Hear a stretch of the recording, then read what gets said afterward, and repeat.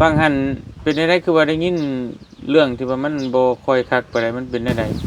มื้อนั่นก็คันว่าอารมณ์ก็ว่าแม่แต่ก็บ่ได้ว่าตาแล้วเว้าว่าใช่ว่าซั่นเคลื่อนไม้บ่เอาไม้แก่นแน่ว่าซั่นมาเฮ็ดว่าซั่น โดย อันนั้นคือไม้นี่บ่สิละงัวคือบ่เอาไม้แก่นมาเฮ็ดว่าซั่นว่าบ่ได้ขายเอาดอกกันยายบ่ค้ำว่าซั่นแม่ก็บ่ได้ขายก็บ่ขายแม่ว่าบ่กินหยังได้แม่ก็บ่ได้จะเข้ากล้องเข้าแกล้งบ่ได้ดอกว่าแม่ก็เว้าบ่ม่วนนี่แหละว่าก็ได้ยินแม่ก็แต่เขาพังอยู่ว่าคิดว่าแม่บ่เป็นจังซี่ก็ได้ว่าเลยน้อยใจแน่ก็เลยเว้าแล้วน้ำตาไหลออกเลยแล้วก็ปุ้ยก็บ่ได้ไปหาไอ้แม่แล้วว่าซั่นเขาก็เว้ามาว่าเวลาแม่มีกินแล้วปุ้ยไปหาแม่ว่าซั่นแล้วน้อยใจเสียใจเลยไปเอ้ยบัดอายเพิ่นคือว่าปุ้ยนี่ไปเอาเงินเอาคำในแม่มากินคือว่าปุ้ยนี่คือว่ากระดักกระโดดคือว่าบ่ได้ให้หยังแม่ว่าซั่นโอ้ยคันลูกกูมาหาแม่สิมาให้สิมาก็เลยว่าก็เลยสิ่งตัวนี้น่ะมันหลีกเลี่ยงบ่ได้หลีกเลี่ยงบ่ได้อีหลีขนาดแม้กระทั่งเฮาเองนี่ก็ยังมีได้คนที่ด่าที่ปล่อยว่าเฮาเฮ็ดดีปานใดเขาก็ยังว่าเฮาบ่ดีคือเก่าว่าเฮาสร้างภาพว่าเฮานั่นนั่นนี่เพราะว่าแต่ว่าเฮาก็อยากแนะนำทั้งเอ้ยกับอ้ายบัดนี้ก็มีแต่ทางดีที่สุดเท่าที่ประสบการณ์เฮาผ่านมาคือปล่อยวางย่าเคยกับอ้ายที่ว่ามันต้องการด่วนนะแบบว่าแบบมันจำเป็นนะในใจสุดนี่ก็ว่าอยากได้ห้องน้ำแล้วไปห้องน้ำนี่มันบ่ทอเอาลงนี้ก่อนเอาตรงนี้ทอลงนี้แล้วแต่ห้องน้ำตัวจริงอยู่พี่บ่ดูอยู่ไสหรือว่าโดยมากก็ได้กินของแซ่บเลยกำลังกินหอดแห้งเลยมันโดย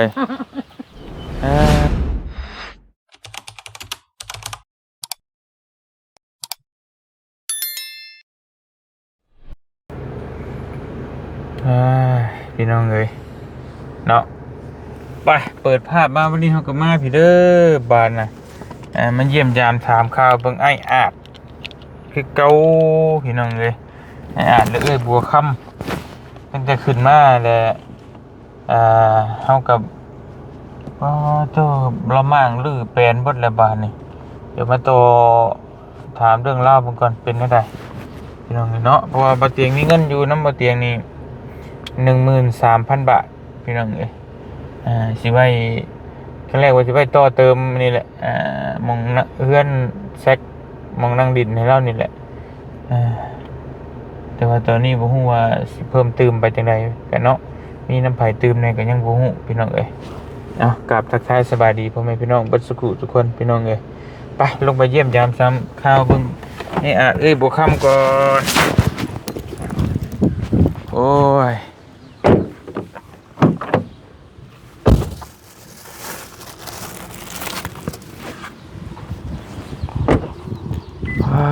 ตัวเป็นอะไรเด้อยู่ดีมีแห้งอยู่บ่โอ้ยบ่มีแห้งบ่ได้แล้วกินหอดแข้งเป็นอะไรกินหอดสบายดีเด้อกินฮอดบ่กินหอดแล้วไปเถิงแหละเนาะโอ้ยบ่เฮิงไปได้นะ10กว่ามื้อนึงว่ามัน3 ปีผมว้าวสบายดีไอ้สบายดีเป็นอะไรกินข้าวกินน้ำแล้วบ่สบายดีกินแต่เช้าผู้เอาไว้เอาไปแกะสู่กันกินสบายดีโดยแนวกินแนวอยากคือเก่าโดยมากก็ได้กินของแซ่บเลยกำลังกินหอดแห้งเลยมันโดย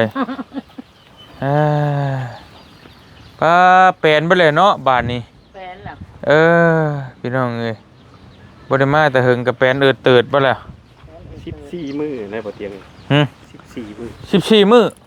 15 มื้อนับคักนับแน่ดีโลเนาะ2 อาทิตย์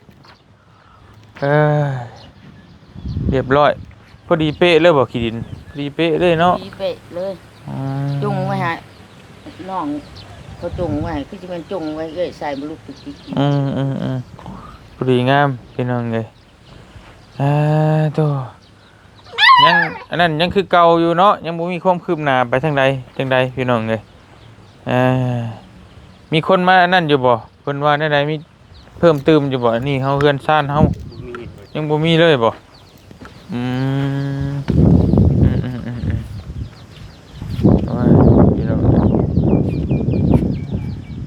ยังบ่มีอันนั้นเลยเนาะ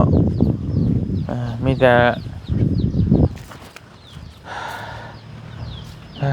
ตัวบล็อกเบิกนี่ก็ย้ายมาเบิดแล้วบัดนี้ โดยง่าย อืมโอเคเดี๋ยวมันนั่งก่อนก็ได้มันนั่งก่อนไปเดี๋ยวสิถามข้าวกับไอ้เพิ่นก่อนพี่น้องเอ้ยเป็นอะไรนั่งคือนั่งไกลกันแท้นั่งใกล้กันนี่เอา ใกล้กันแม่บ่ โอ้ยเห็นว่าไอ้น้องก็ได้นั่งใกล้ๆกันนี่มีไผมาดินมาเยี่ยมมายามแน่มื้อนี้ นี่มีสบุญมีบ่าวพัดชัยมา อืม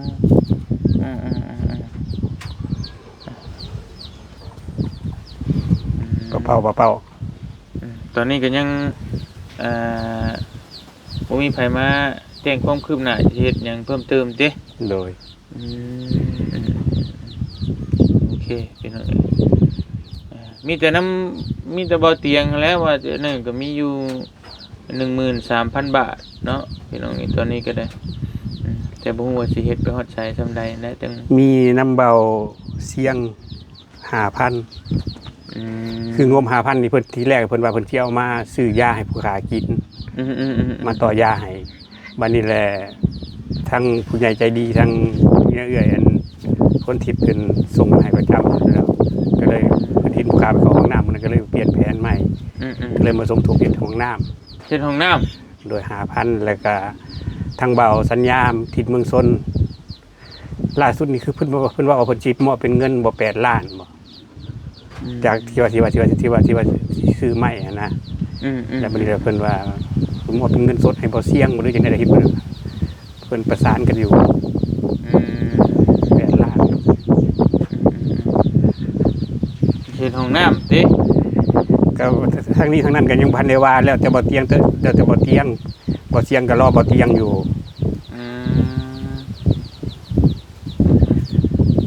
ทางอ้ายว่าได้ซะ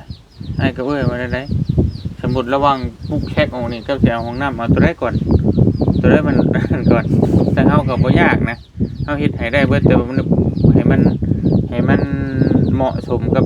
เอื้อยกับอ้ายที่ว่ามันต้องการด่วนหั่นนะแบบมันจำเป็นหั่นนะ ในใจสุดนี่ก็ว่าอยากได้ห้องน้ำเลย ไปห้องน้ำเนาะห้องน้ำก็เอาห้องน้ำก่อนบ่ได้ยากนะห้องน้ำก็มีแต่มาขุดแล้วก็เอาท่อแล้วก็มีแต่หาคนมา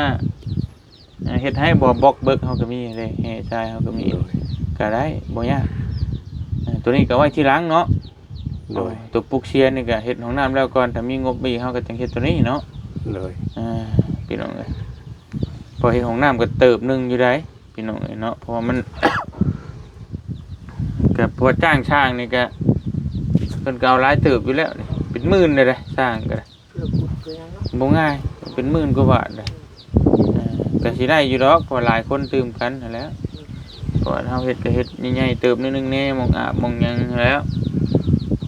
ก็สิเอาห้องน้ำก่อนก็ได้ เพราะว่ามือนั้นเย็นทั้งเย็นเพิ่นเห็นบ่เสียงเข้ามาได้ผู้ขาไปเข้าห้องน้ำท้องเสียเนี่ยมื้อนั้นเพิ่นเห็นแหละเพิ่นก็เลยเปลี่ยนแผนเงิน5,000ที่ว่าซื้อยาให้มาสมทบกับบ่เตียงบ่เตียงว่าเห็นห้องน้ำว่าจังนะ ได้ อันนี้เหมือนบ่เตียงถามไปทีก็เลยว่าขอห้องน้ำก่อน แม่นเพราะว่าทั้งเฮาก็บ่มีปัญหานะบ่มีปัญหาเฮ็ดแบบใดก็ได้ที่ว่ามันถ้าเอื้อยก็อ้ายแบบว่ามีความจำเป็นที่ต้องใช้ซอยมันนั่นแหละทั้งเฮาก็บ่มีปัญหาหยังดอกที่ทั้งเบิดทั้งมวลก็จะเฮ็ดให้ประมาณนั้นคั่นแหละคิดไว้ก็ได้มีห้องน้ำปลูกเชียร์ปลูกหยังออกก็ตามกำลังตามที่งบมันมีมาเรื่อยๆนั่นแหละแต่ว่ามันงบมันเบิดเฮาก็โจ๊ะก่อนมันมีเฮาก็ต่ออีกนั่นแหละคือที่ผ่านมาแหละแต่ยังบ่ได้แท้ก็คือห้องน้ำนี่กับน้ำนี่ก็มีไฟใช้นี่ก็สำนี้ก็พอใช้อันนั้นอยู่พี่น้องเอ้ยคือว่าชีวิตในประจำวันเฮาก็มีน้ำอาบมีห้องน้ำเข้ามีไฟ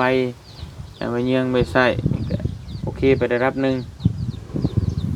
แต่ถ้ามีมาอีกก็แม่นเฮือนครัวเฮือนหยังให้เราไปค่อยไปแล้วนั่งดินมองดินก็นั่งดินน้ำพืชน้ำหยังแล้วถ่าเนาะ โดย ถือว่าใครร้ายเลยนะ ใครเติบอยู่ ร้ายตื่นร้ายแห้ง โดย คิดจะแต่ผ่านมากก็ยังว่าซ้ำนั่นก็ยังว่าพอซ้ำนั่นอันนี้มาซ้ำนี่ก็ยังใครร้ายแล้วเนาะเอ้ยจะถือว่าใครแห้งอย่างนี้ โดยเอา ง่ายมาอยู่พี่บัดนี้คอกเป็ดคอกไก่ก็ได้ โด เนาะ ย เออ เพราะว่าคิดว่ามันสิได้ของน้ำทั้งนั้นด้วยก็ดีใจไปก่อนก็เลยก็เลยย้ายมานี่แต่ก่อนว่าซั่นสิเฮ็ดของน้ำของในสูตรว่าเนาะเพิ่นมีเพิ่นผู้ซอยว่าก็ให้ได้โล่งใจหมองหันแน่ ก็จังไดก็จังเฮ็ดใหม่คือคิดว่านั่นก็เลยย้ายมานี่ซะก่อนน่ะนะมันบ่ได้เกะกะดีเลยได้ขยับมันก่อน ก็สิได้อยู่ดอกมันก็หลายคนตื่มกันนั่นแหละน้ำเฮาก็มี13,000 บาทนี่ก็ก็น่าจะพอได้อยู่เพราะว่าแต่สิหาช่างถามช่างเบิ่งก่อนว่าผู้ใดเพิ่นสิพอสิเฮ็ดเพราะว่ามันบล็อกเฮาก็มีเด้อเด้ให้เฮาก็มีเสาเฮาก็เอาเสาตัวนั้นมีแต่ซื้อพวกบานพวกวงกบพวกสะโคกพวกอีหยังต่างๆท่อนั่นแหละเป็นปูนแม่นแหละปูนนี่ก็หลายตึบอยู่ได้หั่นก็ได้แต่ก็คือสิได้อยู่ดอกหลายคนตื่มกัน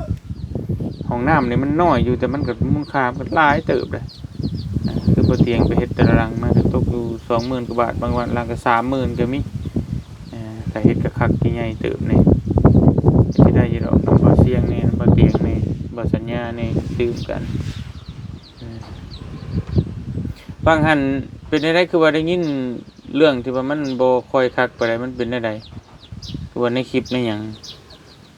อารมณ์ฉุนเฉียวบ่ด้วยว่าจะได้ตะหึงตึกเลยนะเห็นในคลิปบางหัน FC บ่ให้มาถามแน่เป็นได้บางหันนะแต่ว่าเรื่องมันผ่านมาตะหึงแล้วแหละน้ำคลิปเบาหยังเบาตาเบาบางหันนะทั้งเอื้อยอันนั่นเป็นได้ลงเรื่องราวมันเล่าให้ฟังมึงดูเอาท่านได้เข้ามาขอผ่านเนาะว่าคันว่าผิดอิหยังก็ขอเล่าเรื่องให้ฟังเนาะโดยว่าคำเพิ่นอยากฟังเฮาอยากฟังนำหั่นนะเพราะว่าผิดพลาดก็ขอโทษขออภัยนำผู้ใหญ่ใจดีเนาะที่ผ่านมามันได้ผิดได้พลาดไปแล้วก็ได้ขออภัยหลายๆก็สิเล่าเรื่องให้บ่เที่ยงให้ผู้เป็นน้องฟังเนาะโดยนำเรื่องราวที่เป็นมาเนาะโดยอันนี้ก็คือว่ามือนั่นก็คันว่าอารมณ์ก็ว่าแม่นก็เราบ่ได้อารมณ์ปานใดดอกแต่ว่าก็น้อยใจเนาะโดยน้อยใจชวนใดน้อยใจตัวที่ว่ามือนั่นก็จักเพิ่นว่ามาถ่ายคลิปหรือยังเอื้อยก็บ่ได้ถ่ายนำเพิ่นดอกว่าเอาหยังก็บ่ต้านี่แหละเอื้อยก็เฮ็ดอีสังน้ำมูนั่นแหละน้ำมากกลัวบ่อีสังกลัวเฮ็ดให้อย่าลืมโดนตึก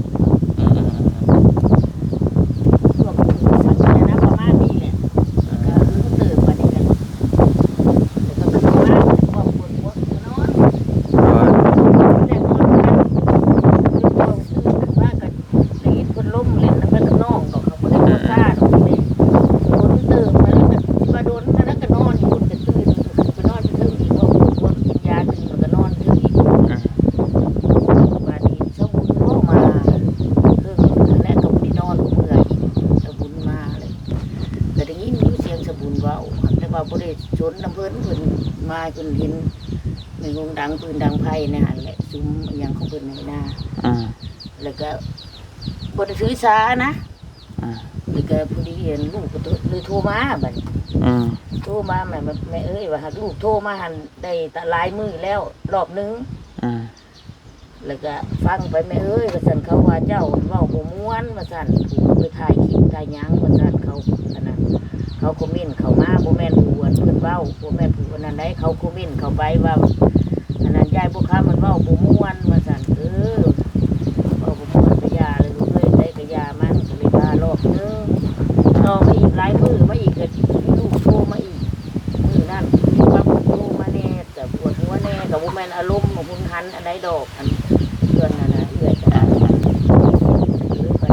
ว่าน้องคนที่เฮ็ดหัวไม่มาพังแล้วดูเรื่อยมันมาพังแล้วก็เพิ่นกำลังสิมัดหัวบ่ได้จังได๋แหละแล้วก็พอดีว่าตาแล้วเว้าว่าใช่ว่าซั่นเพื่อนไม้บ่เอาไม้แกนแน่ว่าซั่นมาเฮ็ดว่าซั่นโดยอันนั้นคือไม้นี่บ่สิละงัวคือบ่เอาไม้แกนมาเฮ็ดว่าซั่นนั่งโดนนั่งบ่เป็นหยังเอาตั้งให้บ่เตียงนั่งบ่เป็นหยังกำลังคิดว่ามากำลัง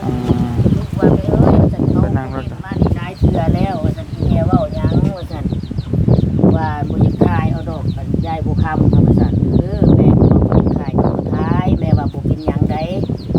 แม่ก็บ่ได้จะเข้าข้องเข้าแกล้งบ่ได้ดอกว่าแม่ก็เว้าบ่ม่วนนี่แหละว่าก็ได้ยินแม่ก็เห็นแต่เขาพังอยู่ว่าคิดว่าแม่บ่เป็นหนังสือก็ได้แบบนั้นเลยน้อยใจแน่ก็เลยเว้าแล้วน้ำตาไหลออกเลยแล้วก็ปุ้ยก็บ่ได้ไปหาไอ้แม่แล้วว่าซั่นเขาก็เว้ามาว่าเวลาแม่มีกินแล้วปุ้ยไปหาแม่ว่าซั่นเขาคอมเมนต์มานี่หลายรอบแล้วแม่ว่าซั่นปุ้ยเขาไปเบิ่งมันว่าแต่ส่วนผู้ที่เพิ่นถ่ายมาผ่านมาเพิ่นบ่ได้เว้าหยังว่าซั่นเขาคอมเมนต์เข้ามาแล้วปุ้ยนี่น้อยใจแล้วปุ้ยบ่ไปหาแม่จักเทื่อดอกบัดนี้บ่ไปแล้วน้อยใจเสียใจแล้วไปเอ้ยบัดน่ะอายเพิ่นคือว่าปุ้ยนี่ไปเอาเงินเอาคำในแม่มากินคือว่าปุ้ยนี่คือว่ากระดักกระโดดคือว่าบ่ได้ให้หยังแม่ว่าซั่นโอ้ยคันลูกกูมาหาแม่สิมาให้สิมาก็เลยเว้าก็เลยน้อยใจตัวเองก็ได้นั่งไห้บัดก็ลูกมาได้ก็มานั่งในมือบันไดดิปตาหรือว่าว่าไอ้คือเอาไม้แกนแหนมาเห็นลักหัวไม้นี่บ่เห็นลักหัวว่าซั่นมันกระพิวขึ้นไปเนาะก็เลยก็ถ้าเอื้อยนี่ก็เลยเอิ้นลงมาโอ้ยก็ว่าในนี่แหละก็เอิ้นแห้งเติบมาแล้วก็กำลังนั่งไห้เนาะก็คันว่ามันมีไม้แกนก็บ่เอาไม้นี่แหละไปเฮ็ดมาเฮ็ดเฮือนก็เลยก็เรียกว่าแนวนี้นะแต่ลูกอย่าเว้านั่นน่ะติลูกก็แฮงเจ็บแฮงไข้เนาะก็ว่าในนี่คนก็เว้าพิลึกก็ว่าก็ไม้อันนี้ก็เป็นไม้เฮือนก็ว่านี่บ่แม่นเป็นไม้ลักหัวแล้วก็เลยเอาไม้เฮือนเก่านี่แหละมาเฮ็ดลักหัวว่าสิก็เลยว่าก็ลูกบ่มาไผสิมาหาแม่ลูกก็แฮงเจ็บแฮงไข้ผู้เว้าก็จะเป็นเว้าเนาะก็ว่าเดี๋ยวนี้คือเว้าก็เลยบัดนี้ชาวบุญก็เราบ่ได้ฮู้เรื่องหยังดอกแล้วก็เลยพี่โดตาแล้วมาเว้าไอ้สังแนบลุงตุ๊กติ้งแล้วก็ว่าหยังแหละแล้วก็ไปเองเมื่อเองแล้วก็แฮงเว้ามาหลายแล้วก็เลยว่าก็เลยเว้าไปเขาก็มาถ่ายหลายคนพวกมอเตอร์ไซค์ก็หลายคนอีหลีส่วงเขามากันจักไผจักยานี่แหละแล้วเอื้อยก็เลยว่าบ่ได้ตั้งใจดอกว่าสิให้คนนู้นคนนี้ก็บ่ก็ขอโทษไปหลายคนแล้วล่ะก็เรื่องขอโทษก็คันสิเว้าว่าให้ผิดนี่ก็คันว่าเอื้อยผิดก็คือว่าคันว่าบ่ได้เข้าข้างตัวเองเนาะก็มีเอื้อยก็บ่เว้าผิดพลาดอันใดดอกก็มีแต่เว้าเท่านั้นแหละว่าก็น้อยใจว่าบ่ได้เครียดได้ไผเด้อก็ว่านี่แหละบ่อยากทายก็บ่ต้องทายเฮาว่าแนวนี้ก็น้อยใจตัวเองนี่แหละก็ว่านี่ก็มีเท่านั้นแหละบ่มีหยังดอกแต่มีแต่ว่ามันลูกสาวโทรบอกว่าเพิ่นคอมเมนต์ว่าในนั้นในนี่หันตัวนั้นหันเนาะโดยน้อยใจตัวนั้นแหละมีแต่ว่าโอเคเฮาเข้าใจแล้วบัดนี้บ่ได้เครียดได้คมแล้วก็เลยบอกมีแต่ว่าคันไผมาก็อยากถ่ายก็ถ่ายเด้อบ่อยากถ่ายก็อย่าเพราะว่าเขาเว้ามาก็ผู้ลางคนเพิ่นว่าบ่ต้องให้มันดอกอีบ่คำเอาให้มันหยังจังซี่ก็เว้าหลายคนไปลูกไปตลาดก็มีผู้เว้านั่นในนี่ก็ตัวจริงก็จนได้ยินแต่ว่าอย่ามันหั่นน่ะน้อยใจตัวนั้นดอกเอื้อก็เลยบ่ได้มีอีสังดอกน้องเอ้ยก็จังสบายดีคือเก่าแล้วก็น้อยใจบ่ได้คิดว่าสิคลายเครียดสิคนนั้นผู้นี้นะแล้วก็บัดนี้มือใหม่มาก็ได้ยินอีกก็มาเว้าตรงหน้าและมันผิวมาแต่พูดแหละมือนั้นมาก็หลายคนอีหลีได้พวกมอเตอร์ไซค์ช่วงนึงลังเข้ามามือละ10มือละ5คัน6คันลังมาแล้วก็มันผิวเข้ามาอีกตัวเองก็เลยเว้าใส่อีกเต็มใจเว้านี่แหละก็บ่อยากถ่ายก็บ่ถ่ายแต่คานมาเขามาถ่ายดูแล้วเพื่อนก็บ่ได้เข้านำเขาได้เขาก็สิเว้าไปหลายเติบมันเลยแล้วก็ย่าก็จะเว้าจะพยาเว้าแต่มื้อนั้นเท่านั้นแหละก็บ่ได้น้อยใจบ่ได้คิดว่าเว้าใส่สบุญบ่ได้คิดว่าเว้าใส่ไผแล้วเว้าตาก็บ่ได้คิดว่าสิเว้าใส่ลาวแต่ว่าเขาไปเบิ่งเราก็สิบ่พอใจแต่มื้อนั้นหามื้อนี้ก็บ่เห็นเรามาเลยแล้วก็ยาก็เอื้อยก็บ่ได้เครียดสิแล้วดอกเรามาแล้วอยากถ่ายก็ถ่ายอยากถ่ายเป็นหยังก็มีได้แค่นั้นแหละเอื้อยเว้าแล้วก็บ่ได้ว่าสิโกรธสิเครื่องผู้ใดผู้หนึงดอกน้องเอ้ยผิดพลาดอะไรก็ขอโทษขออภัยนำหลายๆได้โอเคน้อยใจตัวเองบ่ได้เป็นเพราะว่าเฮาเข้าใจแหละเรื่องนี้เพราะว่าบัดนี้เพราะว่าเดี๋ยวเฮาสิบอกที่ประสบการณ์เฮาผ่านมาหลายปีเนาะที่ไปบ้านหลายเมืองหลายแข้งในประเทศลาวก็สิ่งตัวนี้น่ะมันหลีกเลี่ยงบ่ได้หลีกเลี่ยงบ่ได้อีหลีขนาดแม้กระทั่งเฮาเองนี่ก็ยังมีได้คนที่ด่าที่ปล่อยว่าเฮาเฮ็ดดีปานใดเขาก็ยังว่าเฮาบ่ดีคือเก่า ว่าเฮาสร้างภาพว่าเฮานั่นนี่เพราะว่าในการที่เฮาถ่ายไปมันไปทั่วโลกเด้ โดย เฮาไปห้ามปากคนบ่ได้บาดนี้ โดย เขานั่งอยู่ต่างประเทศอยู่รุ่นอยู่พี่แล้วคนมาจากเว้าก็เว้าไปทั้งเทื่อมันคนเฮามันก็108,000อย่างแม่นบ่ล่ะ แม่น คนดีที่ว่าเฮาดีก็มีก็หลายแต่ว่าคนที่เพิ่นเบิ่งเฮาแล้วเพิ่นบ่มักเพิ่นก็เว้าอยู่หั่นน่ะนะเฮาสิเฮ็ดไปได้เพิ่นก็เว้าอยู่หั่นคือเก่า โดย มีแต่ว่าเฮาก็อยากแนะนำทั้งเอ้ยกับอ้ายบัดนี้ก็มีแต่ทางดีที่สุด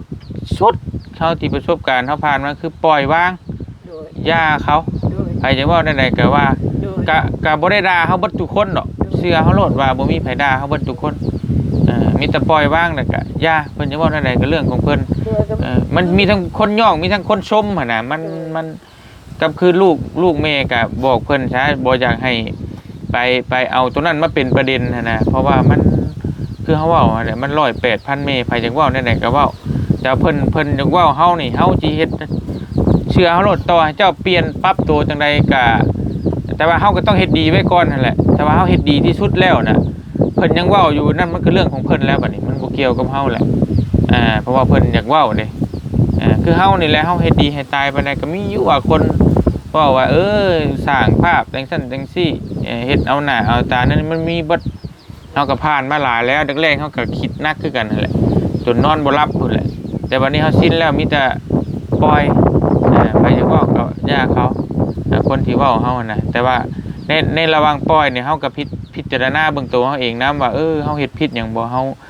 าไปเฮ็ดผิดหูผิดตาไปบ่ถ้าเฮามั่นใจว่าเฮาเฮ็ดดีแล้วหมู่ก็ยังเว้าอยู่ก็แล้วแต่ละบาดก็ปล่อยผ่านซะเฮาก็เฮ็ดของเฮาไปนี่แหละคือเฮาทุกมื้อนี่แหละโอ้คำว่าเก็บตัวนั้นด่าผู้นี้ด่าผู้นั้นเว้าเก็บมาใส่โอ้แล้วนอนบ่หลับมันบ่มาฮอดมื้อนี้ซ้ำนะเฮาก็ได้มีแต่อยากบอกก็มาไปซั่นแหละทางที่ดีนะเฮาเฮ็ดดีที่สุดแต่ก็เฮาถ้าไปอ่านคอมเมนต์ก็อ่านเบิ่งตัวใดเพิ่นติเตียนเฮามันบ่นี่แล้วก็มีแต่กลับเก็บมาแก้ไขแล้วก็ถ้าว่าเพิ่นยังด่าอยู่ก็ปล่อยเพิ่นบัดนี้แล้วเฮาก็มาสังเกตเบิ่งว่าคนที่ด่าเฮาคนที่เว้าเฮาน่ะมีส่วนน้อยหรือส่วนหลายถ้าส่วนน้อยน่ะมันเป็นธรรมชาติให้คิดว่าเป็นธรรมชาติโลดในเฮานี่ก็คือกันเฮาถือเอาแต่เสียงส่วนใหญ่แต่เสียงส่วนใหญ่น่ะเว้ายังว่าเห็นดีกับเฮาอยู่น่ะก็เฮาก็เฮ็ดต่อไปเสียงส่วนน้อยที่เว้าแทรกเข้ามาน่ะแทรกว่าจิ้มแนวนั้นแนวนี้แนวบ่ดีจังซั่นจังซี่เว้าแนวนั้นจังซี่ให้เฮาน่ะมันก็เป็นสิ่งที่หลีกเลี่ยงบ่ได้เด้เพราะว่าเฮาเผยแพร่ไปมันทั่วโลกแล้วจักคนเท่าใดหมื่นเท่าใดแสนคน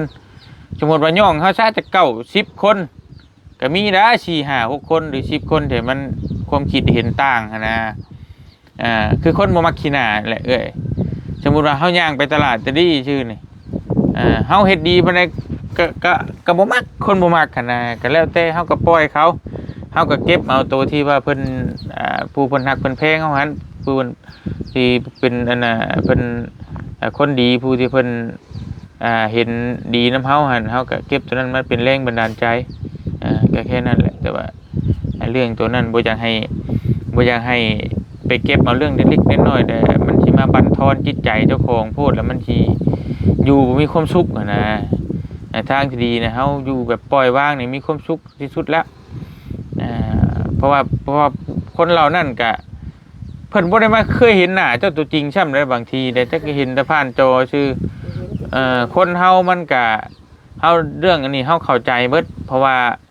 ในการที่ว่าคนเฮาสิให้มันอารมณ์ดีตลอดมันเป็นแบบบ่ได้คือเฮานี่ก็คือการมีอยู่ช่วงหงุดหงิดแต่ว่าเฮาก็ต้องอดทนเอาหั่นแหละเวลาไปเวียกไปงานเฮาก็อดทนเอาสิผิดสิเลวกับไผมากก็ต้องอดทนนั่นแหละเพราะว่าเฮาก็เผยแพร่ไปทั่วโลกเฮาสิเฮ็ดหน้าบูดหน้าบึ้งจังซี่ก็มันก็เพิ่นเบิ่งก็บ่งามปานใดจังซี่นะก็ต้องอดนั่นแหละอดแล้วก็ปล่อยวางคนที่เว้าบ่ดีใส่เฮาและปล่อยวางเพิ่นไปแล้วก็ปล่อยผ่านนะอย่าเพิ่นจะเว้าได้ใดก็เฮ็ดจังได๋ซะเพราะว่าเฮาห้ามปากเพิ่นบ่ได้เด้เพราะว่าเฮาอันเป็นคนที่ว่าอยู่หม่องที่แจ้งไผก็สามารถเห็นได้เพิ่นก็เว้าได้นะที่เฮาไปซอยแต่ละบ้านแต่ละเมืองนี่ก็เกือบทุกคน บ่มีสิว่าบ่มีไผเว้าไอ้อาจนี่เราฮู้ดีนี่เราเบิ่งคลิปตลอดแล้วเราฮู้ดีเรื่องที่ว่าเดี๋ยวผู้นั้นดราม่าผู้นี้นี่เนาะมันมี ทำดีเกินกัน บ่มีได้แม่นได้ตั้งคือได้ดีกว่าชมรมหมู่บ้านนั้นซะบัดนี้ไปช่วยแต่คนนั่นน่ะได้เฮือนดีงามกว่าหมู่ ยกตัวอย่างเสาแต๋วนะ แม่นนั่นแหละค่อยว่าสิเว้าอยู่แต่ ก็บ่ได้อีกได ก็บ่ได้ บ่ได้เฮาบ่เฮ็ดหยังก็ผิดนะเดี๋ยวนี้ โดย มันผิดตั้งแต่เฮาได้ดีกว่าเขาแล้ว โดย แม่นบ่ล่ะ โดย เฮ็ดเจ้านั่งอยู่เฮือนซื่อๆเจ้าก็ผิดคนอิจฉาเจ้าเด้ เอามาแกงกองไปถือเงินไปถืออยากแกงของแกงความ นั่นแล้ว ก็เป็นไปซัดสั้นชาวบ้าน นั่นแล้ว มันเป็นแบบนั้นแต่บัดนี้เฮาก็มีแต่เอาเห็นมาหลายร้อย8,000ไปอย่างเฮาก็ไปหลายภาคหลายปีทางที่แก้ที่ดีที่สุดก็คือปล่อยวางตามหลักธรรมคำสอนของพระสัมมาสัมพุทธเจ้าปล่อยวางอย่ามันไผจะว่าอะไรก็ปล่อยอย่างนะมีแต่ว่าคือว่าเฮาอ่านมัน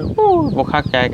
ก็บ่ต้องอ่าน อันนี้ผู้ค้าสิขอเว้าหน่อยนึง โดยโอเคเอา ทุกคอมเมนต์ทุกข้อความที่พิมพ์เข้ามานี่ผู้ค้าได้อ่านเบิดทุกข้อความ โดย รวมทั้งผู้ที่เว้าให้เอื้อยผู้ค้าแต่เอื้อยผู้ค้าบ่เป็นหนังสือเพิ่นบ่ฮู้ โดย แล้วก็ผู้ค้าผู้อ่านนี่ก็ผู้ค้าก็บ่เคยเว้าให้เอื้อยฟังเด้ โดย เพราะว่า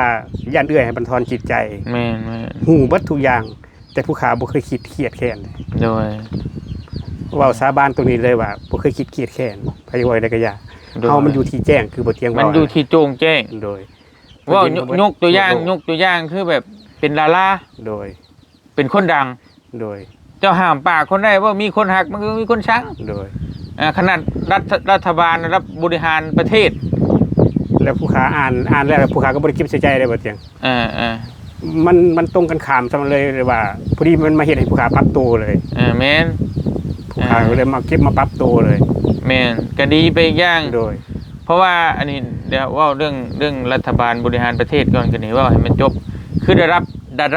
รัฐบาลนะ โดย ก็ยังมีคนด่าเอาจะคิดเบิ่งแล้วเฮาคนธรรมดามันสิดีเลี่ยงได้บ่เจ้าว่าได้รับว่าเพิ่นมีอำนาจบริหารประเทศ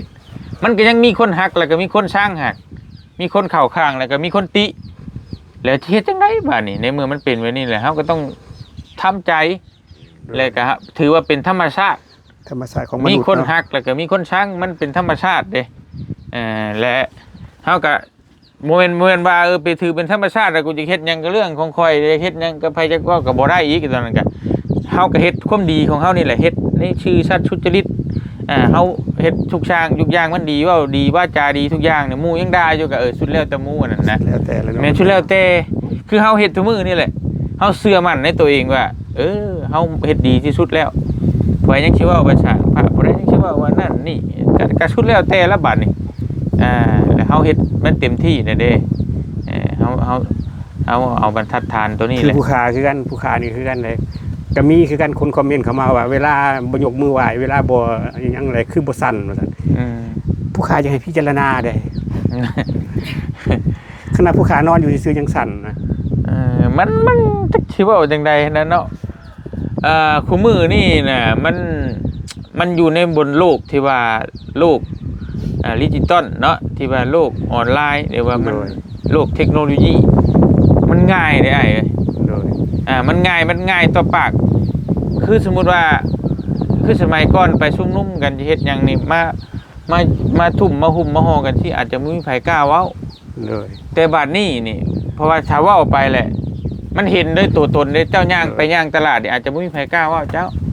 แต่บัดนี้ผู้คนที่เบิ่งนั่นผู้ว่าคนที่มักอยากเว้าแซะเซาะพุ่นพี่น่ะนึงเทื่อนอนอยู่ห้องผู้เดียวไผสิฮู้นำเฮาจะคอมเมนต์ไปกับมือมันง่ายๆนี่พิมพ์ตักๆแม่นบ่ล่ะอยากเว้าใส่คนแล้วเว้านึงเทื่อเว้าแล้วเพิ่นอาจจะบ่ได้คิดหยังก็มีได้เว้าแล้วก็ทิ่มไปแล้วก็ไปเลยก็มีก็ไปเรื่องใหม่อีกก็มีได้คนเฮามันเป็นแบบนี้อีหลีซุมื้อนี้น่ะนั่นแหละพวกบางคนโอ้ยพี่น้องเอ้ยก็เพิ่นบ่ค่อยฮู้แล้วก็ยังบ่ค่อยมีประสบการณ์ด้านนี้หลายแล้วเอาเก็บมาใส่มุกใส่ใจนั่นบ่ว่าจะเป็นคืออ้ายคนที่ทายคือเฮานี่คือกันถ้าเฮ็ดใหม่ๆนี่ยังบ่จักแหละเพิ่นด่าเพิ่นเว้าแล้วก็จนนอนบ่หลับเพิ่นแล้วบัดนี้บ่ฮู้ซะว่านี่โลกความเป็นจริงนี่มันเป็นแบบนี้มีหมู่คนหนึ่งเนาะกรุงเทพเลยเขาเป็นสร้างทองเขาก็คอมเมนต์เข้ามาทีแรกเพราะว่าโอ้ยเพื่อนเอ้ยว่าซั่น เฮาเลยบ่คิดว่าโตสิขนาดนี้ว่าซั่นเห็นกันทีแรกตอนมาเห็นบัตรเด้ผู้ค้าก็เป็นคนเป็นตัวตนของผู้ค้าแหละว่าจนก็คือว่าจนหั่นนะว่ากับหมู่ก็ว่าจนตลอดเด้เฮาบ่คิดว่าโตสิจนถึงขนาดนี้เลยว่าขอโทษว่าซั่นจนได้ขอความช่วยเหลือนี่เนาะว่าซั่นอันนี้เนาะโจโตเว้าความจริงก็ดีเนาะว่าซั่นพวกมันก็เลยเชื่อผู้ค้าทางมือว่าโอ้หมอนี่เป็นคนซื่อดีว่ากับหมู่ก็คอมเมนต์เข้ามาตลอดก็นั่นแหละเพราะว่าเฮายึดถือมันถึงว่าหมอนี่บ่เป็นคนขี้ตัวบ่เป็นคนโกหกมันถึงว่าเพราะว่าพ่อกันมาเฮ็ดบัตรเด้เฮ็ดบัตรวัง2 ปีที่แล้วก็เลยเล่าให้ฟังว่าเป็นจังได๋เลยว่าโตบ่สบายบ่สิคือบ่เมื่ออยู่บ้านอยู่เมืองโอ้ยเฮามันครอบครัวบ่สมบูรณ์เว้าให้หมู่ฟังนะพ่อแม่เฮาก็บ่มีว่าเฮาคนจนว่าก็เลยหาเช้ากินค่ำไปนี่แล้วว่า3 มื้อตายว่าหมอบ่เชื่อได้บ่เตียงถ้ามันมาเห็นผู้ค้าลงคลิปนี่มันจังค่อยได้เว้าว่าโอ้แม่ความจริงเนาะเฮ้ยเนาะมึงเว้าความจริงอันนี้เนาะเอาชีวิตจริงมาเว้าให้หมู่ฟังอันนี้ว่าซั่นเอาว่าเฮาบ่เป็นคนโกหกเป็นคนขี้ตัวได้เฮ้ยผู้ค้าก็เลยเว้าว่าซี่โอเคพี่น้องเอ้ยมีแต่เฮาก็คือ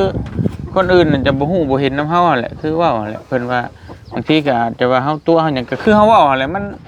สิไปตามความคิดคนว่าเพิ่นคอมเมนต์นั้นบ่ได้แหละบ่จบได้ไอ้บ่จบคือเฮาเว้าแหละยิ่งเฮาตอบโต้ไปเพิ่นก็มันง่ายผู้ค้าอ่านผู้ค้าบ่ตอบบ่โต้โดยเฮาเบิ่งเนาะเพิ่นนอนเบิ่งอยู่ห้องพิมพ์แป๊กๆไปก็แล้วแหละแล้วก็บ่ได้สนใจนั่นก็ไปเบิ่งตัวใหม่ก็พิมพ์ไปใหม่อีกคือคนที่ว่าคนดีเพิ่นอยากช่วยโดยที่บริสุทธิ์ใจก็มีหลายแล้วก็คนที่เพิ่นจ้อจะอยากเว้าหาเว้าเรื่องแต่ชาวบ้าน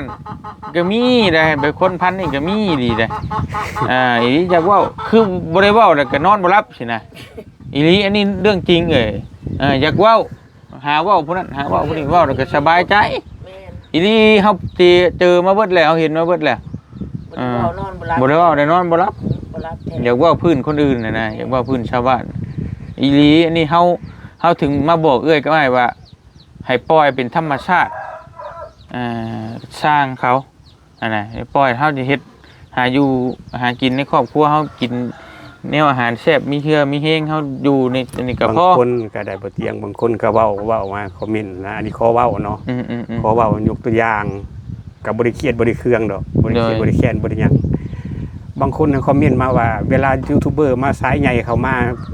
จกมือไหวก็แบบนึงเว้าก็แบบนึงว่าซั่นเว้าสิผู้ค้านะ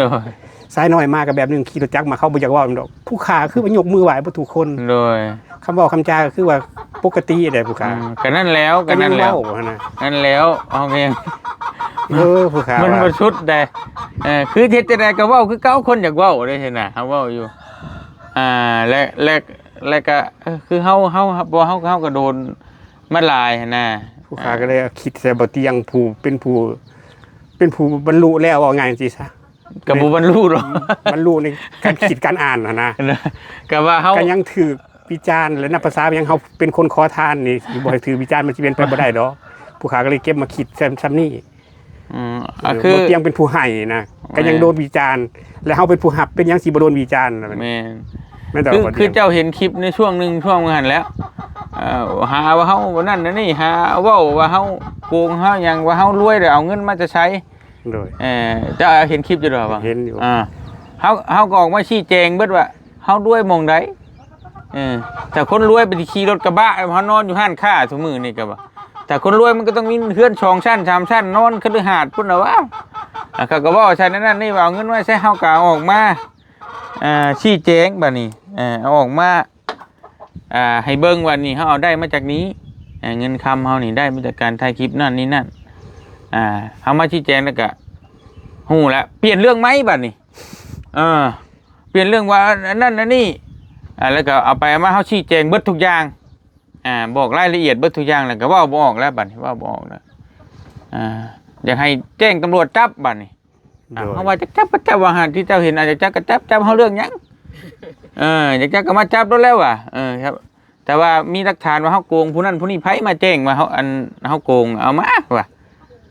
ก็ยังมีดชะม้อยมาโลดมาตรวจสอบก็มาว่าสิท่าอยู่เฮือนนี่พร้อมว่ะ เอาวางพักหลังๆมีคลิปออกมาว่าเบาเตียงเขาเมืองไทยบ่ได้ว่าซั่นเขามาได้โดนหลอกตัวผู้ค้าก็เข้าไปเบิ่งว่าหลอกเรื่องหยังมาเบิ่งแล้วโอ้ คือพระพุทธเจ้าเพิ่นบอกว่าคนพาลคนพาลน่ะเฮ็ดทุกวิธีทางโดยเฮาว่าเฮามาเฮาก็เลยมาคิดเห็นเรื่องนี้ว่าเป็นแบบนี้อีหลีเนาะคนพาลเฮาชี้แจงเรื่องนึงก็ไถไปอีกเรื่องนึงแม่นเพราะว่าชูเฮาเรื่องนี้บ่ได้เฮาชี้แจงหลักฐานมาชัดเจนโดยเฮาเฮ็ดแต่ละอย่างเฮาหลักฐานเฮาใบเสร็จเฮาหยังมาเก็บไว้เบิดทุกอย่างเอามานี่ชี้แจงรายรับรายจ่ายมีทุกอย่างบัดว่าเถียงเฮาบ่ได้เลยก็เฮามีหลักฐานชี้แจงหยังข้างนี้แล้วก็เทไปเรื่องใหม่อีกบัดนี้หาเรื่องใหม่มาเว้าบัดนี้โดยโอ้เฮาบักคนแบบนี้ก็เปลี่ยนไปเรื่อยๆก็เลยเฮาก็เลยว่าช่วงนั้นเฮาก็ยันบ่คักวันนี้เฮาก็มาชี้แจงมาชี้แจงเรื่องนี้มันจบแล้วก็ไปเรื่องใหม่อีกโอ้เฮาก็เลยว่าฮู้แล้วว่าคนพาลนี่มันพาลไปอยู่หั่นบ่มีวันจักจบจักสิ้นก็เลยยานั่นแหละคันว่าเป็นนึงก็ว่าเกาะกระแสเนาะบ่แต่งเนาะสร้างกระแสก็แม่นนะเฮาก็ว่าสร้างภาพเพื่อว่าให้ขายคลิปตัวเองได้แม่ก็เฮาฮู้อยู่แล้วตัวนั้นเพราะว่าถ้าว่าเว้าเกี่ยวกับเฮานี่มันบ่ขึ้นจ้างกันได้เขาก็บอกว่าวันนี้เว้ามันก็ขึ้นคนก็เบิ่งคนก็เข้าไปเบิ่งนะเพราะว่าผ่านหัวเรื่องใส่บ่เตียงเด้มันหลายบ่เตียงเป็นคนของประชาชนอยู่แล้วมันลดวันนี้มาผ่านหัวเรื่องเขาเบิ่ง3นาที4นาทีก็ได้แล้วเด้มันลดก็ยาดอกถือว่าเอาได้บุญนำเขาได้เงินก็ได้บุญนำบ่คันบ่เตียงนี่เป็นคนที่แบบว่านั่นแน่นี่จ้างขอแบบแจ้งความนี่ได้ก็ทนายก็แนะนำเฮาอยู่ว่าให้แจ้งความข้อหาแบบเอาข้อมูลเท็จเข้าสู่ระบบคอมพิวเตอร์เฮ็ดให้เฮาเสียหายเสื่อมเสียอย่างแล้วแต่เฮาก็บอกว่าจักสิเอาเงินไปจ้างทนายไปฟ้องร้องอีกเฮาว่าเอาเงินนำไปชื่อเขาคนทุกข์คนยากกินสิได้บุญกว่าเฮาว่าแต่ยาเขาเฮ็ดอะไรกันจักมื้อนึงผลกรรมก็ตามเขาเองดอกก็แล้วแต่เฮาเชื่อมั่นในกรรมมันนะแล้วแต่ยึดถือในตามหลักธรรมคำสอนของพระพุทธเจ้า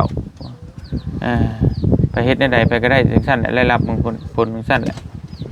ก็แล้วแต่ในเมื่อเฮาเฮ็ดบ่ดีจักมื้อจักวันนึงเฮาก็ได้จริงบ่ดีแม่นบ่ล่ะถ้าคนอื่นก็เฮ็ดบ่ดีเขาก็ได้รับก็เบิ่งกันไปก็บ่เป็นหยังที่จริงก็คนหลายคนแนะนำให้เฮาไปแจ้งความว่ามันเฮ็ดให้เฮาเสียหายนั่นเฮาก็ย่าดอกเอามันเสียเกียรติยศเนาะแม่นเพราะว่าถ้าสิเป็นเจ้าเฮาคิดเห็นเลยเพื่อสิจบเรื่องจบราวใช้เงินบ่เท่าไหร่โดยเสียเวลาอีกเสียเวลาอีกมันโดดเอาเงินส่วนนั้นไปเฮ็ดในประโยชน์ดีกว่าว่าสมมุติว่าฟ้องร้องเฮาชนะเขาติดคุกเฮาได้หยังบัดนี้ก็มันก็บ่ได้หยังคือเก่าบ่ได้หยังมันบ่ได้หยังต่างคนต่างเสียเฮาเสียเงินเขาก็เสียอิสรภาพก็ยานะเฮาแล้วก็เป็นกงกรรมกงเกียรติอีกแม่นก็เว้นกรรมเฮาอีกไปฟ้องร้องเขามันโอ้ยก็เนื่องกันไปอีกเฮาก็เลยว่าปล่อยไปธรรมชาตินั่นแหละก็เลยว่าทางที่ดีที่สุดก็คือปล่อยวางดีเบาสบายไปเว้าได้ไหนก็ว่าผู้ค้าก็อ่านคอมเมนต์แล้วผู้ค้าก็บ่ได้เก็บมาคิดว่าจังไงผู้ค้าสิตอบแบบว่าเพิ่นแนะนำทางที่ดีคือว่าไปหาหมอบ่แบบนี้ก็สิขอบใจเพิ่นว่าเฮ็ดงานหลายเด้อแฮงมันสิตกเพิ่นก็เฮาก็ขอบใจเพิ่นเฮาก็เบิ่งตัวนั้นแล้วเอามาเป็นแรงบันดาลใจเฮาว่าง่ายคือ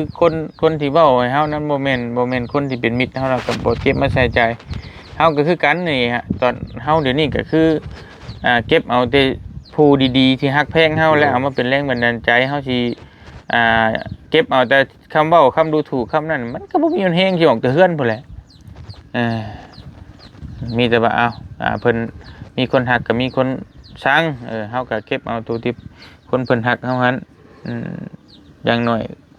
ก็มีคนฮักเฮาอยู่ถ้าบ่มีคนหักเฮาจะคนบ่มีแต่สร้างเฮาเบิดทั่วโลกพุ่นน่ะก็อย่านอนเหมือนจะว่าบ่ต้องเฮ็ดหยังถ้ายังมีคนหักเฮาอยู่2-3คนก็ไปเอาคนนั้นน่ะจะเป็นแรงบันดาลใจย่างออกไปก็บ่มีไผถามเนาะบ่เต็มย่างมีไผถามก็อย่านอนก็นอนอยู่เพื่อนนั่นดำนากินเขาบ่นี่นาเฮาก็มีเด้บ่ตายดอกเฮาว่าแค่นั้นแหละเฮาคิดก็ได้บัดนี้เฮาก็คนช่างเนคนหักเนคนหัก10คนคนช่าง20คนก็ย่าเฮาก็เอา10คนนั่นแหละมาเป็นแรงบันดาลใจสู่ไปต่อนะ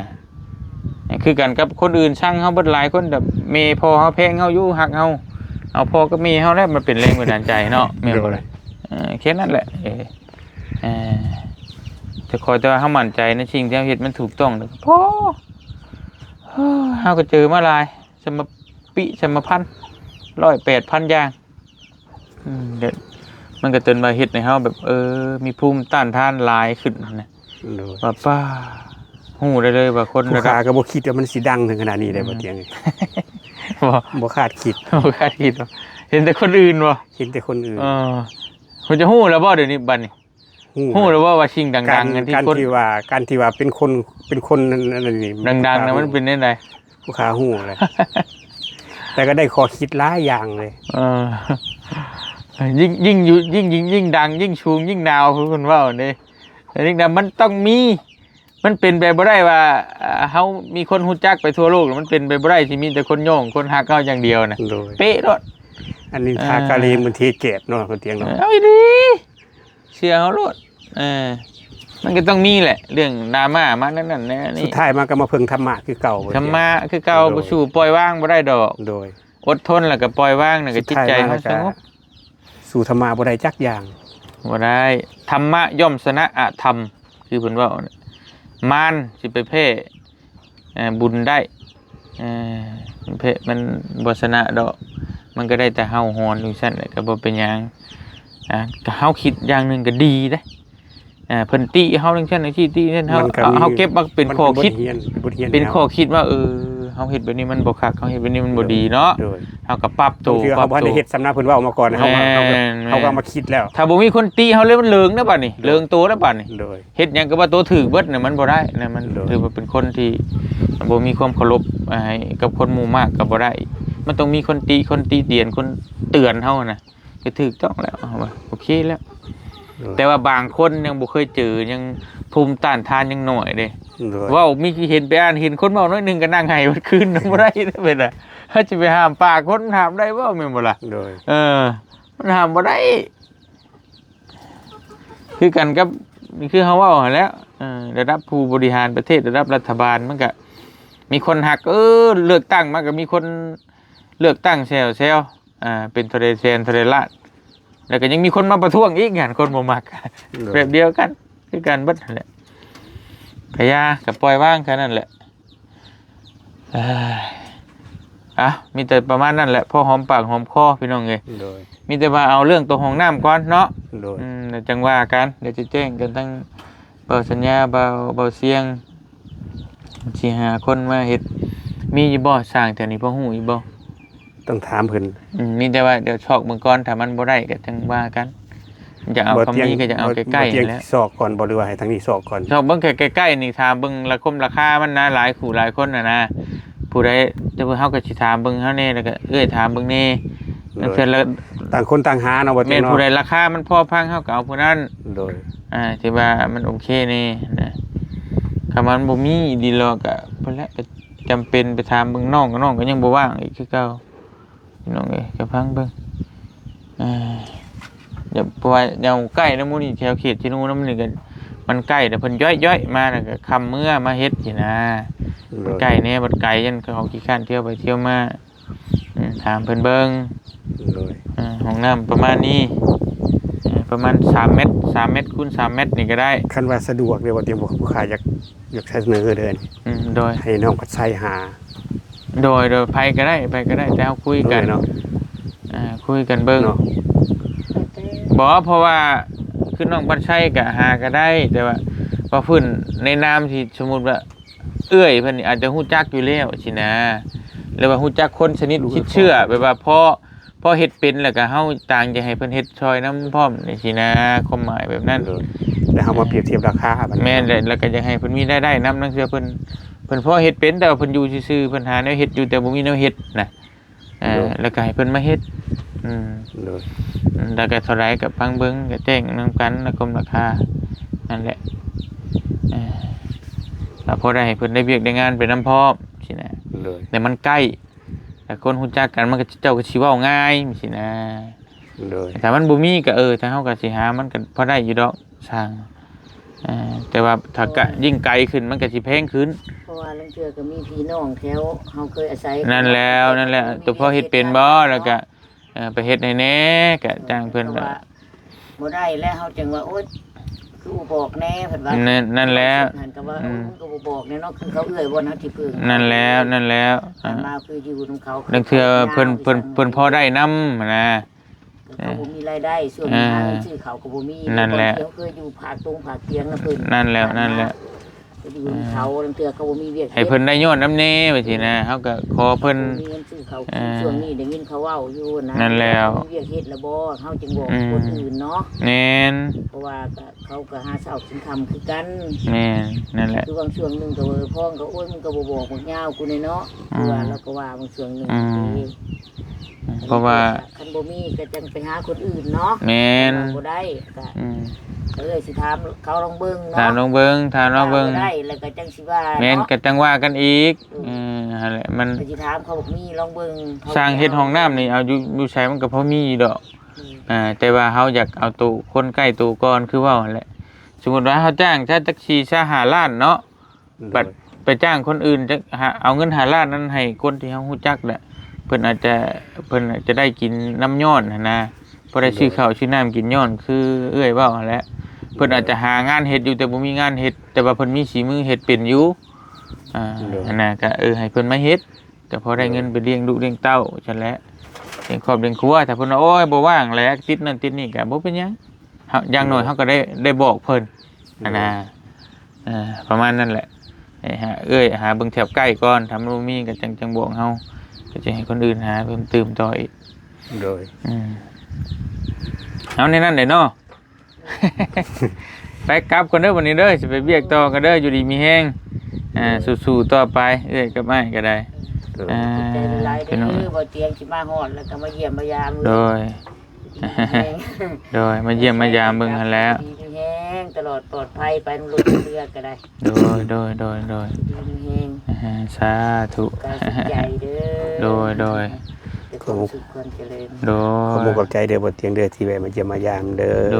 ยขอให้เดินทางปลอดภัยทั้งไปและกลับเด้อบ่เตียงเด้อโดยทุกอย่างมาขวางมาต้อนมาแล้วก็จักมาได้จักมื้อจักว่ามามื้อนี้ก็ริ้วมาเมื่อวานนี่บ่เตียงอย่าเฮ็ดอีกได้แบบเก่าเด้อเฮ็ดบ่ได้นะเอารถบ่หมุนตีรถนะขับรถบ่หมุนล้อบ่เอาเด้บ่หมุนล้อนะเฮ็ดอยู่บ่บ่เฮ็ดบ่เฮ็ดได้แบบนั้นใจหายได้บ่เตียงเอ้ยเฮ็ดได้มันใจหายได้บ่เตียงคนทั้งโลกได้ใจหายได้บ่แม่นภาษาผู้เดียวเด้บ่เฮ็ดได้เพิ่นเลยบ่เตียงคือเฮ็ดแนวนี้นะเบิ่งเอื้อยคือเขาเฮียนขอหลายๆเด้อบ่เตียงอย่าเฮ็ดเฮียนวิชาใหม่เด้อย่าเฮ็ดอีกรถบ่ปิ้นกันไหลเลยมันก็มื่นนะพี่น้องเบิ่งก็รถเนาะยังบ่ได้ล้างเลยหั่นน่ะรถพูดไปลีเนาะพี่น้องยังบ่ได้ล้างเลยเนาะบ่เป็นหยังพี่น้องเอ้ยก็ถือว่าบ่คิดว่ามันสิมื่นปานนั้นเฮาก็ได้โอ้ยเนาะบ่ว่าแต่คนเบิ่งใจหายแล้วเจ้าของก็เฮ็ดเช็ดลงคลองก็แท้กาจะเลยไปข้ามถนนไปเลยอย่าเอาไปอยู่นะโดยก็คุณและคิดไว้ก็ลงชวนกาแฟเขาพุ่นแหละว่ามันค่อยลงอยู่เด้สิลงสดมันพอแห้งอยู่ตรงนั้นบ่เตียงเนาะก็ชอดให้หน้าพุ่นแหละคุณป้าคุณเจ้ายังคุ้มครองโดยดีมีแห้งเนาะทำความดีเนาะอาจจักว่ามันสิมื่นเนี่ยก็หาเชือกมัดไว้ล็อกว่าดึงไว้ล็อกว่าเดี๋ยวนี้โว้ยเบิ่งก็จนเอียงตัวนำฮู้จักอยู่ว่าเป็นขีบแต่ว่าจนเอียงตัวนำเลยเบิ่ง2รอบ3รอบมันยังเอียงตัวชีวิตจริงเนาะโอ้มันบ่เป็นหนังเด้กระตกดีตายก็ตายดีได้หั่นน่ะบ่เป็นตายเล่นๆเด้พี่น้องเอ้ยมันเป็นละครได้ตายแล้วเรื่องนี้ไปจบไปดินเรื่องใหม่ก็มาอีกนี่คือตายเรียบร้อยบาทเดียวไปฉันเด้อไอ้เด้ออยู่ดีมีเองเด้อเดี๋ยวจังว่ากันเนาะเอาตัวห้องน้ำนี่แหละก่อนพี่น้องเลยเพราะว่าทั้งเกลือกับไม้แล้วก็ว่าห้องน้ำนี่สำคัญก่อนเพราะว่ามันคือว่าแหละปุ้ยเดียวหาปุ๊ไปเข้าห้องน้ำกับสีเขียวพุ่นแหละผลตกผลลิ้นกันยากอีกพี่น้องเนาะสีเขียวจะกินไปสีได้แต่มันคนมาปลุกเสียห้องน้ำกับมันบัดผลตกมาน้ำมากน้ำห้วยก็จักขี้ลงไปใช้อีกเนาะคนมาเห็ดไห้เห็ดหน้ากันยากอีกบาทนี่โอเคเอาห้องน้ำนี่แล้วก่อนเอามองเจนี่เนาะเจนี่ด้วยเนาะดูว่าจังไดฮะแล้วแต่กันนั่นว่าเบิ่งน้ำกันนี่แล้วบ่พุทธท่อน่ะอยู่นี้แม่นบ่ท่อน่ะลงนี้ท่อน่ะลงนี้ท่อ อลงนี่แล้วแต่ห้องน้ำตัวจริงอยู่พี่บ่ดูอยู่ไสหรือว่าสิเอาตัวนี้ออกเดี๋ยวอยู่หั่นบ่ ข้าวต่อมันนี่ดี เอาต่อมาหั่นก็แม่นเอาตัวนี้ออก นี่เป็นครัว ตัวนี้เฮือนครัวโอเค แล้วแต่น้องว่าได้ได้ซะ บ่เฮาเฮ็ดให้ได้เบิด ได้บ่เตียง เอา สิลงท่อแบบใดลงท่อคู่บ่หรือว่าลงท่อเดียว หึ แยกน้ำแยกตอนบ่ ยิง หรือว่าพิจารณาอยู่ อยู่เว้าเฮ้ยกูเฮ้ยยิงทำยิงต้น แยกตอนก็ใส่2คู่2ท่อ แม่นเข้าใจเออแบบใดก็ได้ไม่มีปัญหาดอกทั้งน้ำทั้งตอนร่วมกันอยู่เลย อันตามน้องว่าบัดนี้ครัวสิอยู่ไส ครัวอยู่ดูนี่ก็ได้นี่ อยู่นี่บัดนี้มองนี่บ่ได้บ่ มันก็ได้ก็ ท่อผู้ขาว่าลงทางนี้แล้วก็ต่อของน้ำมานี่เด้อ นั่นแหละ เอาแบบนี้แหละ สาขาลงไปแบบนี้เลยลงไปแบบนี้เลย ด้วย ลงไปหาท่อเลย ได้แบบนั้นก็ได้ ครัวกับมาต่อนี้แบบนี้ ครัวมาต่อนี้ แล้วเรียกว่าสิเอาข้อไก่ออกมื้ออื่น ไม่แต่นั้นก็ไม่ใช่เอาข้อไก่เอา เอาออกแล้วเลยดิ เดี๋ยวมันก็ได้ ให้น้องกะเองกะไปเลยก็ได้ มันบ่มีงบนี่แหละถ้าว่ามีงบหลายนี่จะเอาเสานั่นขึ้นเลยเนาะจะ6เสาเนาะเหลื่อมก็ขึ้นครัวเลยน่ะแล้วก็กั้นเอาห้องน้ำเอาแล้วก็ขึ้นครัว เฮ็ด2ห้อง คงคิดนะ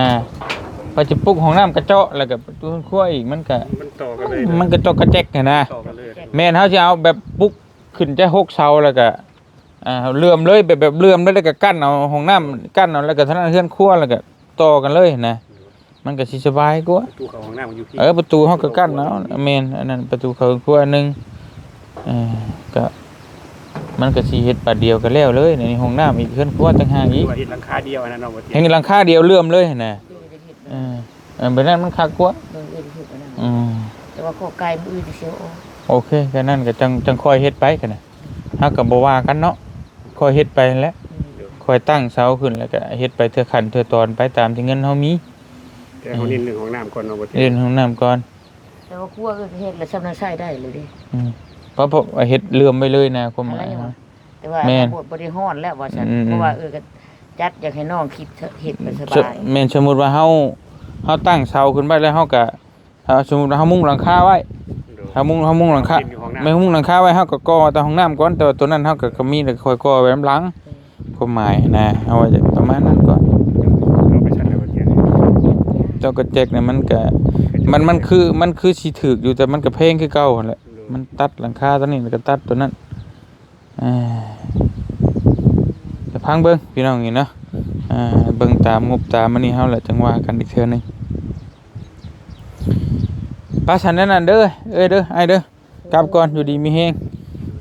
ไปเดี๋ยวจังว่ากันพอเสาเฮาก็มีเดี๋ยวจังฮู้ละหมู่นี้กุดคุมมึงหั่นอาจจะเฮือนครัวต่อมานี่พี่น้องเอ้ยไปบ่เตียงขอตัวเดินทางกลับก่อนอยู่ดีมีแฮงเบิดสุขทุกคนเด้อบัดนี้เด้อก็มาแจ้งข่าวทางเอื้อยกับอ้ายเพิ่นก็งบมีอยู่ 13,000 บาทบ่ฮู้ว่าสิเฮ็ดได้ส่าใดก็จังว่ากันเนาะค่าสร้างเนี่ยจะพอได้อยู่ค่าสร้างนี่แต่ว่าตัวเรื่องซื้อปูนซื้ออีหยังต่างๆนั่นแหละก็จังว่ากันอีกเทื่อนึงเนาะเพราะว่าน้ำเบาเสียงเบาสัญญามีอยู่ว่าซั่นก็เอาตัวนั้นแหละมาอันน่ะตื่มกันเนาะไปสำหรับคลิปนี้บ่เตียงขอตัวเดินทางก่อนอยู่ดีมีแฮงเบิดสุขทุกคนสบายดีเด้อพี่น้องเอ้ยไปบ๊ายบาย